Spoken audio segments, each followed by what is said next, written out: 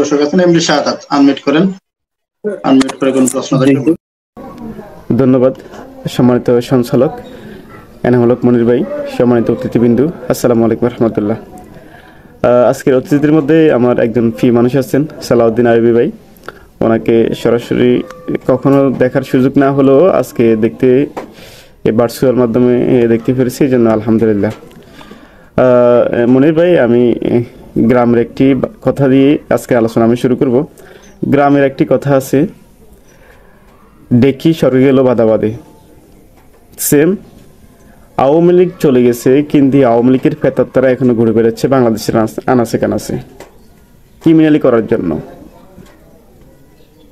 অরাজকতা সৃষ্টি করার জন্য, মানুষের মধ্যে বিভেদ সৃষ্টি করার জন্য। আমি আজকের বিষয়টা নিয়ে কথা বলি। বাইতুল মুকাররম বাংলাদেশের জাতীয় মসজিদ।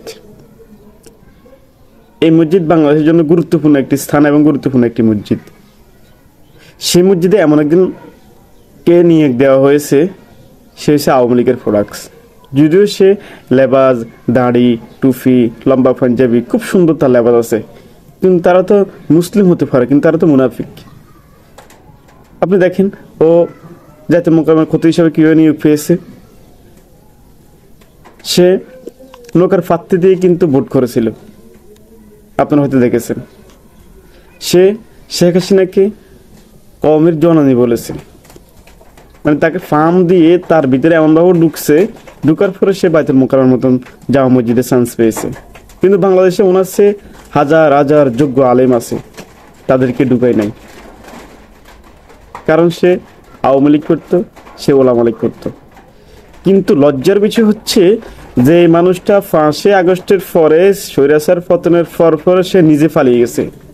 লজ্জাজনক বিষয়, বাংলাদেশের জাতীয় মসজিদের খতিব যখন সরকার পতনের পর পালিয়ে যায়, এটা চেয়ে লজ্জাজনক বিষয় কিছু হতে পারে না মনির ভাই।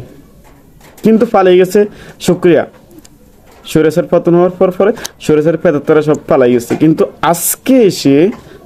আজকে জুলাইয়ের 20 তারিখে এসে মনির ভাই, ওর কে এত বড় তার সাহস দিল সে জাতীয় মসজিদের আবার এসে ওখানে সে অতর্কিত হামলা করছে, অতর্কিত হামলা করে মুসল্লিদের উপরে আক্রমণ করছে। একটা জিনিস আপনি দেখেছেন, জাতীয় মসজিদের কিন্তু দক্ষিণ গেটে আওয়ামী লীগের গেট ছিল, ওখানে আওয়ামী লীগ মিছিল মিটিং করতো। কিন্তু আজকে মুফতি রুহুল আমিন সাহেব বাইতুল মুকাররমের দক্ষিণ গেট দিয়ে ঢুকেছে, এটা আপনারা অনেকেই দেখেছেন। ঢুকে যে আক্রমণ করেছে, অতর্কিত হামলা করেছে, এটা তীব্র নিন্দা এবং প্রতিবাদ জানাই। তাকে কে সাহস দিল এখানে ঢুকার মতো? কে অনুমতি দিল? সে তো পালিয়ে গেছে, তার তো কোনো অধিকার নাই। এখন তো তার সরকার ক্ষমতা নেই, সেখান তো জাতীয় মসজিদের ইমাম হওয়ার এখন তার কোনো যোগ্যতাও নাই। তাকে তো জাতীয় মসজিদের এখন ঝাড়ুদার হিসেবে আমরা রাখবো না, দেশের জাতি রাখবে না তাকে, কারণ তার যোগ্যতা তার ভিতরে নাই, তার ওই কোয়ালিটি তার ভিতরে নাই। সে তো মুনাফিক ছিল, সে তো আওয়ামী লীগের ফেতাত্তা ছিল, সে তো আওয়ামী লীগ পন্থী ছিল।